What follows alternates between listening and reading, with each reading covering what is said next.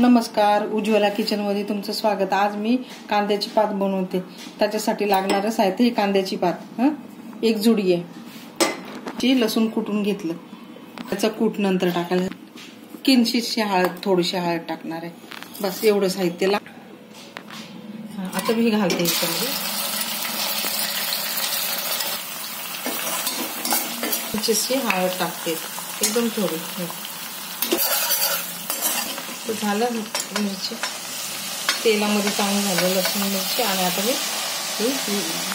कांद्याची पात घालते, कांदा मीठ घालते मध्येच बारीक केले मी शेंगदाण्याचा कूट घातला, आता घालून घेते।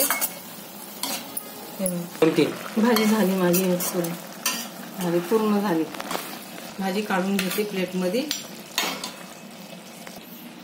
झाली माझी भाजी भाजी कांद्याची पात, शेंगदाणे लावून बनवली भाजी आणि पोळी भाजी।